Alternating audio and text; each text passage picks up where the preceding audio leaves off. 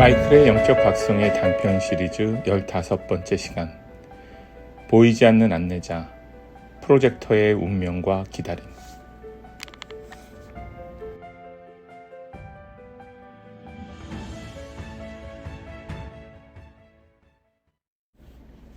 기다림은 움직이지 않는 것이 아니라 다가오는 인연에게 나를 맞추는 느린 춤이다.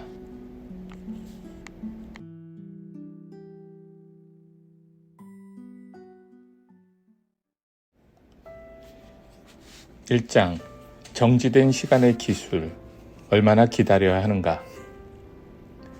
기다림이라는 말을 들으면 어떤 감정이 떠오르시나요? 조급함, 무력감, 혹은 그저 흘려보내는 시간 정도로 치부되기 쉽습니다. 현대사회는 끊임없이 빨리, 먼저, 스스로 움직이라고 우리를 체근합니다. 이러한 속도 경쟁 속에서 기다린다는 행위는 나약하거나 비효율적인 것으로 오해받곤 하죠. 그러나 휴먼 디자인의 깊은 시야에서 프로젝터에게는 이 기다림은 단순한 시간의 흐름이 아닙니다. 그것은 삶의 중심에 놓인 전략이자 진정한 힘과 지혜가 발현되는 근본적인 방식입니다. 프로젝터는 모든 휴먼 디자인 유형 중에서도 가장 독특한 존재 방식으로 설계되어 있습니다. 스스로 시작하거나 지속적인 에너지를 끊임없이 생산해내는 데에는 적합하지 않습니다. 마치 내부에 제조장치가 없는 존재처럼 그들은 에너지의 생산자가 아니라 흐름을 인식하고 조율하는 안내자입니다. 제너레이터나 매니페스팅 제너레이터처럼 천골의 에너지가 정의되어 있지 않기 때문입니다. 그 대신 프로젝터는 타인의 에너지를 섬세하게 읽고 깊이 이해하며 그 에너지의 방향성을 조율하고 최적화하는 데 탁월한 능력을 지녔습니다. 마치 거대한 오케스트라의 지휘자처럼 각 악기가 언제 어떻게 연주해야 최고의 하모니가 나올지 직관적으로 통찰하는 존재들이죠. 그들의 아우라는 집중과 침투의 성질을 지니고 있습니다. 그래서 타인의 에너지장을 깊숙이 들여다보고 강점과 약점을 파악하며 효율의 경로를 제시할 수 있습니다. 이것은 마치 엑스레이처럼 겉은 아닌 본질을 꿰뚫어보는 능력이라고 할 수 있습니다. 그러한 통찰을 바탕으로 프로젝터는 타인의 잠재력을 최대치로 끌어올리고 그들이 올바른 길로 나아갈 수 있도록 돕습니다. 하지만 여기서 하나의 역설이 떠오릅니다. 그렇다면 프로젝터는 무엇을 기다려야 하는가? 그 답은 바로 인정과 초대입니다. 그들의 지혜는 타인의 초대를 통해서만 발현됩니다. 자신의 통찰을 나누기 위해 먼저 존재의 가치를 인정받고 공식적인 초대를 받아야 합니다. 마치 문이 활짝 열려야만 들어설 수 있는 고요한 도서관처럼요. 이 기다림은 결코 무기력한 수동성이 아닙니다. 오히려 에너지를 지혜롭게 보존하고 가장 적절한 순간에 가장 적절한 사람에게 자신의 통찰을 제공하기 위한 고도의 전략입니다. 초대받지 않은 조언은 저항과 오해를 부르고 결국 프로젝터 자신의 에너지만 소모하게 됩니다. 이때 그들이 마주하는 감정이 바로 비트니스 씁쓸함이라는 비자아의 신호입니다. 그 씁쓸함은 입안에 남는 불쾌한 잔여물처럼 자신의 본질과 어긋난 방향으로 나아가고 있다는 내면의 경고이기도 합니다. 결국 이 기다림과 초대의 원리를 이해하는 것은 프로젝터로서의 삶을 이해하는 첫걸음이며 그들의 고유한 잠재력이 꽃피우는 문을 여는 열쇠입니다.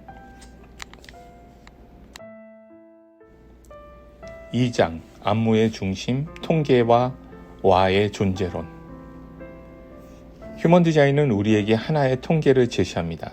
바로 프로젝터가 전체 인구의 한 21%, 즉 5명 중 1명꼴이라는 사실입니다. 그저 수치로만 들릴지 모르지만 이 숫자는 인류라는 거대한 유기체 안에서 프로젝터가 얼마나 고유하고도 결정적인 역할을 맡고 있는지를 가리키는 중요한 단서입니다. 5명 중 1명이라는 비율은 우연이 아닙니다. 그들이 차지하는 자리는 비록 소수지만 그 소수성이 오히려 사회의 균형을 유지하는 데 결정적인 힘으로 작용합니다. 전략적 위치, 그리고 그 위치에서 파생되는 영향력은 숫자 이상의 존재감을 지니고 있습니다. 여기서 등장하는 개념이 바로 월드 오라입니다. 와는 단지 한 사람의 에너지 흐름을 설명하는 데 그치지 않고 인류 전체의 유전자 풀이 어떻게 조율되고 조직되는지를 설명하는 거대한 회로 시스템의 일부입니다. 우리는 각자의 휴먼 디자인 차트, 즉 바디그래프를 하나의 세포로 생각해 볼 수 있습니다. 그 각각의 세포들이 모여 인류라는 하나의 몸을 이루고 있으면 와는 그 세포들이 어떻게 유기적으로 맞물려 하나의 거대한 안무를 만들어내는지를 보여주는 청사진이 됩니다. 이 개념이 더 깊이 탐구되는 날 우리는 분명 깨닫게 될 것입니다. 각기 다른 인간 설계가 어떻게 세포처럼 결합하여 우리 몸의 장기를 이루듯 인류라는 거대한 몸 안에서 특정한 기능을 수행하는 조직들로 나뉘고 배열되는지를 말이죠. 때로 우리는 선택의 여지가 없다는 말에 저항을 느낍니다. 하지만 와는 그 말이 운명을 강조하는 것이 아니라 이미 설계된 우주적 질서 속에서 각자가 자신만의 위치와 기능을 부여받았음을 드러내는 진실임을 알려줍니다. 우리는 그 흐름의 일부입니다. 그리고 프로젝터는 이 거대한 안무 안에서 에너지의 방향을 읽고 그 리듬을 조종하는 매우 핵심적인 역할을 맡고 있는 존재입니다. 와는 휴먼 디자인의 회로 서큐터리 개념과 맞닿아 있으면서도 보다 거시적인 차원에서 작동합니다. 회로는 한 개인의 에너지 흐름과 상호작용을 설명하는 반면 와는 그 개별 흐름들이 집단 속에서 어떻게 하나의 패턴을 형성하는지를 설명합니다. 와의 작동 방식은 펜타와 OC16이라는 구조를 통해 구체화됩니다. 이들은 개인을 넘어서 소그룹과 대집단이 어떻게 조화롭게 작동할 수 있는지를 설명하는 구조입니다. 결국 우리는 하나의 공동체 속에서 서로가 서로에게 어떤 영향을 주고받는지를 알아차리기 위해 먼저 자기 자신을 깊이 이해해야 합니다. 이것이 라우르후가 전한 통찰이며 와의 존재론이 우리에게 던지는 실존적 메시지입니다. 와는 우리 모두를 알게 모르게 움직이는 집단적 무의식의 흐름이며 이 흐름은 인류라는 종이 어떻게 진화해 가는지를 조용히 그리고 정교하게 이끌어가는 설계도인 셈입니다. 인류라는 유기체 4가지 세포의 분화. 한번 상상해 봅시다. 우리가 속한 이 인류를 하나의 살아있는 몸이라 여기고 바라본다면 어떨까요? 우리 육신이 다양한 기능을 지닌 세포들로 이루어져 있듯 인류라는 집단 또한 4가지 주요한 세포 유형으로 구성되어 있습니다. 각 세포는 고유한 서브 프로그래밍을 지니고 있으며 이것은 곧 인류라는 유기체가 얼마나 정교하게 서로 다른 기능과 역할을 수행하는 생명적 분화의 결과인지 보여주는 증거입니다. 우리는 여기서 생물학과 우주 설계가 손잡고 제시하는 통섭의 시선을 갖게 됩니다. 매니페스터 세포, 한쪽 극단에는 마치 돌연변이처럼 존재하는 세포들이 있습니다. 이들은 주류 시스템의 루프 바깥, 즉 기존 질서 바깥에서 작동하도록 설계된 독립적인 몸입니다. 이들은 마치 메인프레임 프로그래밍을 벗어난 독자적 코드를 지닌 프로그램처럼 스스로 강력한 시작 에너지를 발화할 수 있는 존재들입니다. 표면적으로는 누구보다 독립적으로 보이지만 놀랍게도 이들은 어떤 유형보다도 더 전체에 의존합니다. 그들의 시작은 오직 전체가 수용할 준비가 되었을 때 비로소 완성됩니다. 개별적 힘이 전체 구조와 만나야 비로소 그 영향력이 발휘되는 것이죠. 이 매니페스터 세포는 변화와 혁신의 가능성을 품고 있으나 그들의 진정한 독립성은 역설적으로 전체 시스템과의 깊은 상호작용 속에서만 의미를 갖습니다. 그들은 변화에 부시지만 결코 혼자서는 불꽃이 되지 못합니다. 리플렉터 세포. 반대편 극단에는 극소수의 존재만이 해당되는 아주 희귀한 세포들이 존재합니다. 우리는 이들을 조기경보 시스템이라 부를 수 있습니다. 이 리플렉터 세포들은 자신만의 고정된 에너지 센터나 정의된 구조가 전혀 없습니다. 대신 그들은 자신이 지나가는 모든 환경과 세포 에너지를 정확하고 섬세하게 감지하고 반영하도록 설계되어 있습니다. 이들은 마치 거울과 같습니다. 어떤 빛도 왜곡 없이 비추고 때로는 그것을 증폭시킵니다. 그래서 이들은 환경의 건강도를 가장 먼저 감지할 수 있는 능력을 가집니다. 각 문화권, 각 지역 안에서 이 리플렉터 세포들은 마치 사회적 피부 감각처럼 작동하며 집단이 병들기 시작할 때 가장 먼저 이상 징후를 감지하고 경고를 알립니다. 그들은 소수지만 집단 유기체 전체의 리듬과 균형을 감지하는 정밀한 센서이자 살아있는 예지입니다. 4장 신경계의 거울, 리플렉터의 진단 능력. 이제 잠시 리플렉터 세포에 대해서 좀 더 깊이 들여다봅니다. 이들은 사실상 어떠한 에너지 센터도 정의되어 있지 않기에 자신만의 에너지 흐름을 고정적으로 가지지 않습니다. 대신 그들은 주변의 에너지 정보, 감정의 파장을 고스란히 흡수하고 그것을 증폭해 반사하는 구조를 지니고 있습니다. 그 존재 방식은 마치 보름달이 태양의 빛을 온전히 비춰내는 것과 같습니다. 자신의 빛이 아닌 타인의 빛을 받아 드러내는 방식으로 그들은 주변의 상태를 투명하게 비추어줍니다. 그래서 그들은 어떤 공간이 건강한지 혹은 병들어 있는지를 가장 섬세하고 민감하게 감지할 수 있는 존재입니다. 리플렉터의 본질은 경고 시스템입니다. 시스템에 미세한 이상이 생길 때 가장 먼저 그것을 느끼고 반응하는 파수꾼과도 같은 역할을 합니다. 이들의 아우라는 조건에 따라 완전히 다른 색을 띠며 그 변화는 곧 이들이 얼마나 환경에 개방되어 있는지를 보여줍니다. 이들은 마치 인류라는 하나의 몸 안에 깃든 신경계의 일부처럼 작동하며 전체 시스템의 건강을 감지하고 균형을 유지하는 데 결정적인 기능을 수행합니다.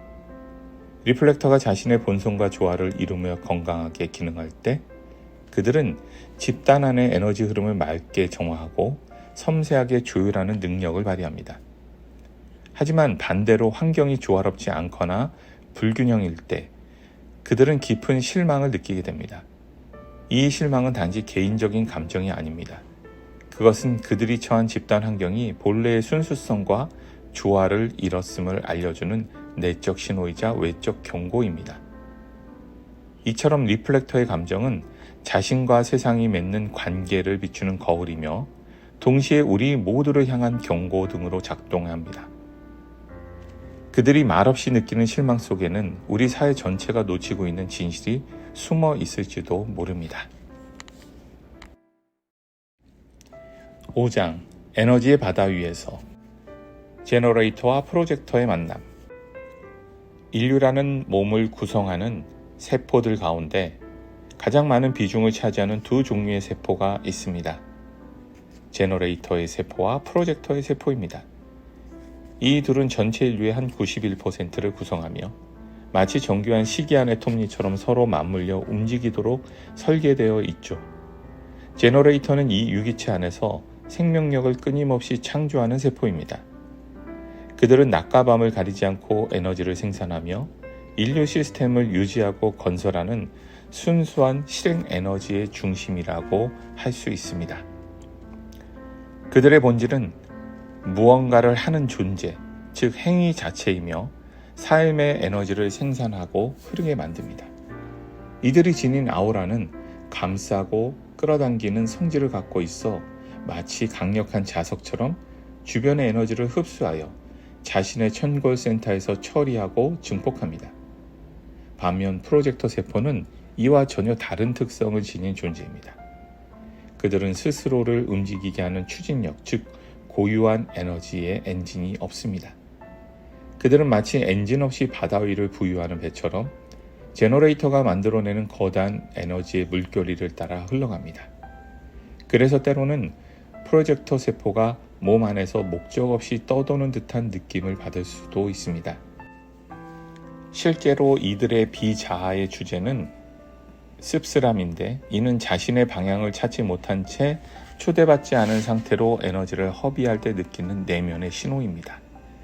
그 씁쓸함은 지금 이 순간 내가 나의 디자인과 어긋난 행동을 하고 있다는 정확하고도 정직한 경고의 맛인 셈이죠. 그러나 중요한 점은 모든 프로젝터 세포는 아주 구체적인 목적을 가지고 있다는 사실입니다. 어떤 이들은 하나 이상의 목적을 지니기도 하고, 이 목적은 반드시 특정 제너레이터와 연결될 때 비로소 실현됩니다.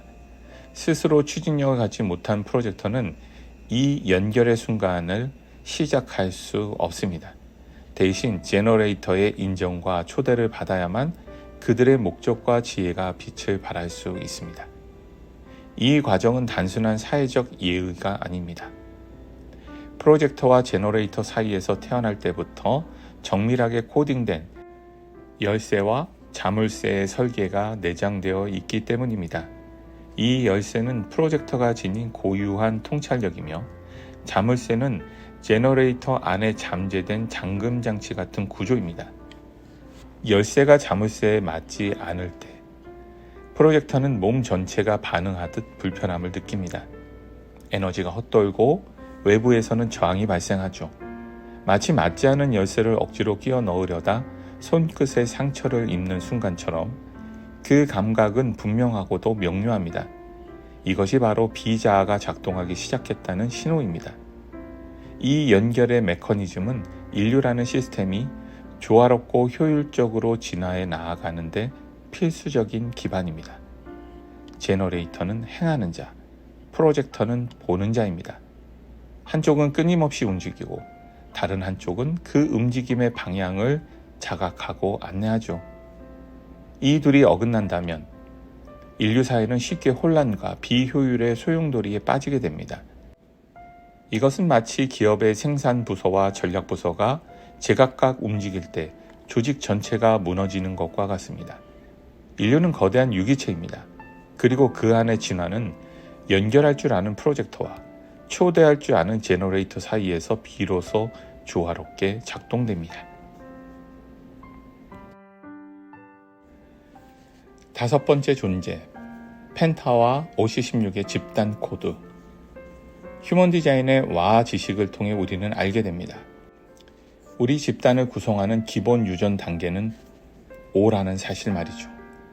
이러한 5명의 소집단은 보통 제너레이터와 프로젝터의 조합으로 이루어지며, 휴먼 디자인에서는 이를 펜다라고 부릅니다.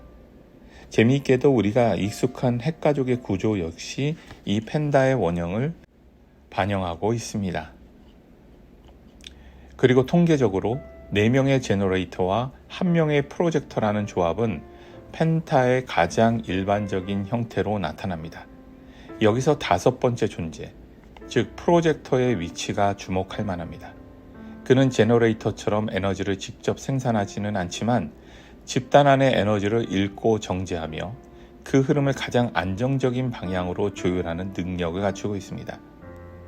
그들의 역할은 미묘하지만 결정적입니다. 집단 내 에너지를 정렬시키고 갈등을 중재하며 필요할 때는 방향을 제시하고 전체의 조화를 유지하도록 돕습니다. 이 5번째가 제 기능을 발휘하지 못할 경우 펜타는 마치 중심을 잃은 나침반처럼 흔들리고 집단의 에너지는 쉽게 분산되고 왜곡됩니다.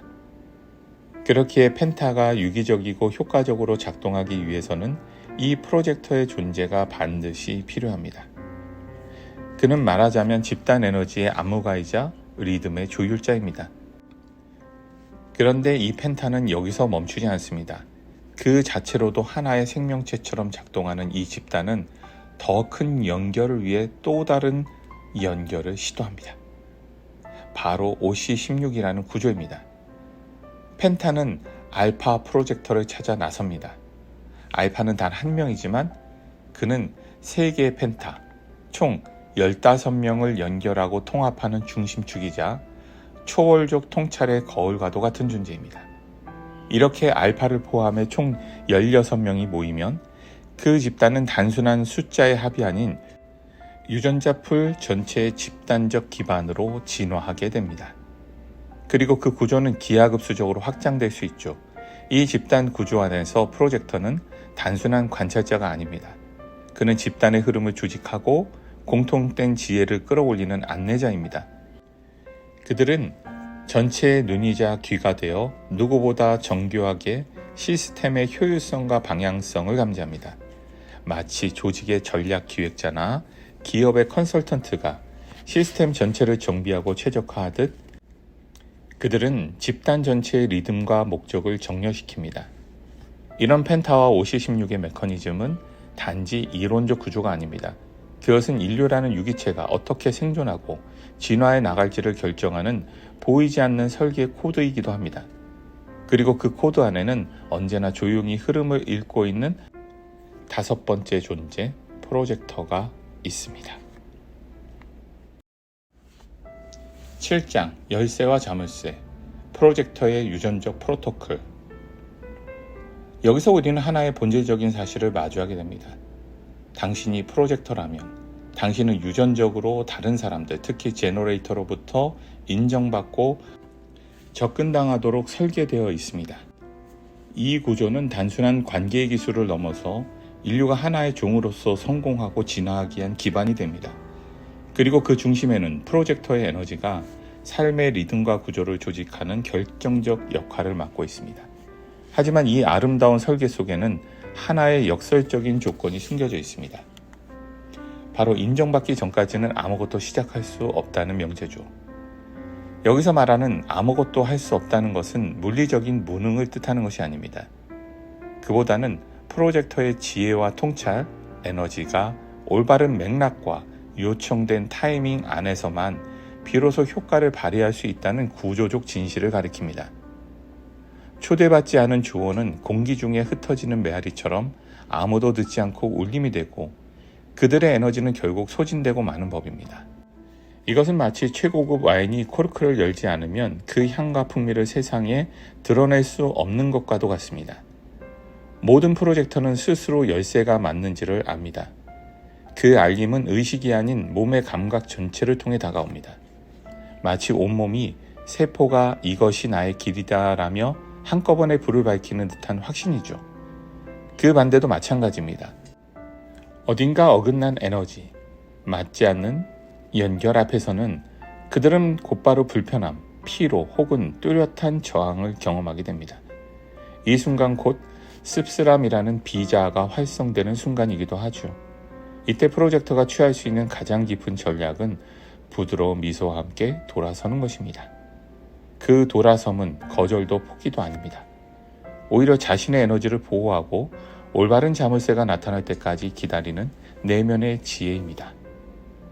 억지로 맞지 않은 열쇠를 자물쇠에 비틀어 넣지 않겠다는 단호하고도 고요한 자기 존중의 행위입니다. 그것이 바로 프로젝터의 성숙함이자 전략입니다. 프로젝터는 타인의 에너지를 단순히 복종하거나 따르지 않습니다. 그들은 그 에너지를 읽고 해석하고 그에 적합한 방향을 제안하는 존재입니다. 마치 운영체제의 성능을 극대화하는 특정 소프트웨어처럼 그들은 시스템을 최적화하는 고유한 코드를 지닙니다. 하지만 그 제안이 효과를 가지기 위해서는 반드시 인정과 초대라는 에너지의 문이 먼저 열려야 합니다. 그렇지 않다면 그들의 통찰은 오히려 간섭이나 비판으로 받아들여질 위험을 안고 있죠. 그렇기에 프로젝터는 강요할수록 저항을 만나게 됩니다. 빛나려 할수록 어두워지는 것, 그들의 지혜는 타인이 원할 때 그리고 그 요청이 열쇠와 맞물릴 때 비로소 선물처럼 흐르기 시작합니다. 이것이 바로 프로젝터의 유전적 프로토콜이 지닌 침묵의 구조이며 자기 이해를 통해 피어나는 존재의 품격입니다. 8장 기다림의 해부학, 디컨디셔닝과 진짜 나로의 회귀. 그렇다면 프로젝터는 도대체 얼마나 기다려야 할까요? 대답은 다소 충격적일 수 있습니다. 영원히. 하지만 여기서 말하는 영원이란 단순한 시간의 길이를 뜻하는 것이 아닙니다. 이 영원은 기다림이라는 행위 그 자체가 프로젝터의 세포를 재조직하고 그들의 본질을 완성시켜가는 신비한 통로임을 의미합니다. 기다림은 결코 수동적인 상태가 아닙니다. 그것은 의식의 수련이며 내면의 연마입니다. 어울리지 않는 열쇠를 억지로 끼워 넣으려는 고된 집착에서 벗어날 때 프로젝터는 비로소 쉬면 깊은 안도감을 느낄 수 있습니다. 마치 발에 맞지 않는 신발을 벗었을 때처럼 발끝에서부터 퍼져나오는 해방감처럼 그 압박의 사라짐은 씁쓸함이라는 비자아에서 벗어나는 징조이기도 하죠. 하지만 우리는 알고 있습니다. 모든 프로젝터가 당장 잘못된 열쇠를 놓을 수 있는 것은 아닙니다. 때로는 그 열쇠가 당장의 생계를 책임지고 있거나 아직 대체할 올바른 열쇠가 나타나지 않았기 때문에 붙잡고 있을 수밖에 없는 상황이 존재합니다. 잘못된 줄 알면서도 놓을 수 없는 그 마음을 가장 잘 아는 존재가 아마 프로젝터일지도 모릅니다. 그렇기에 이 기다림은 단순한 인내를 넘어서 거대한 내면의 용기를 요구합니다. 당장의 변화는 어렵더라도 스스로를 다독이며 그 시간을 견뎌내는 것, 그것이 바로 디컨디셔닝의 길이자 진정한 자기 회귀의 여정입니다. 저는 지금 이 여정을 걷고 있는 모든 프로젝터들에게 깊은 존경을 보냅니다. 세상은 그들에게 끊임없이 스스로 나서라, 성과를 내라고 속삭입니다. 하지만 프로젝터는 그 모든 외부의 압력과 내면의 에너지적 구조 사이에서 자신만의 길을 찾아야 하는 가장 섬세한 존재입니다. 디컨디셔닝은 단순히 과거를 잊는 일이 아닙니다. 과거에 조건화된 습관과 믿음, 즉 스스로 시작하려 애썼던 모든 흔적들을 한 겹씩 벗겨내는 의식의 벗어남입니다. 그 벗어남 속에서 비로소 진정한 프로젝터의 모습이 드러납니다. 지혜롭고 선명하며 초대받기를 기다릴 줄 아는 자. 저 역시 이제 깨달았습니다. 프로젝터가 제자리에 서지 않으면 삶 전체가 앞으로 나아갈 수 없다는 사실을. 그들의 통찰과 안내 없이는 집단의 길도 개인의 리듬도 쉽게 흔들리고 말기 때문입니다. 프로젝터 여러분, 만약 당신이 기다릴 수 없다면 우리 모두에게는 희망이 없습니다. 당신의 기다림은 단순히 멈춰있는 시간이 아니라 당신의 지혜가 숙성되는 발효의 시간이며 우주가 당신을 위해 문을 열 준비를 하는 간극입니다. 그 기다림 속에서 당신의 아우라는 더 또렷해지고 당신의 통찰은 더 깊어집니다. 당신의 씁쓸함을 정직하게 마주할 때 그것은 초대받지 않은 채 움직이고 있다는 존재의 경고음이자 각성의 문을 여는 첫 번째 진동입니다. 이제 우리는 다음 여정을 준비합니다. 다음번 회에서는 가장 신비로운 존재, 리플렉터의 삶과 그들이 인류 전체의 거울로 작동하는 방식을 깊이 들여다볼 것입니다. 그때까지 당신의 기다림 속에 깊은 평화가 깃들기를 바랍니다. 감사합니다.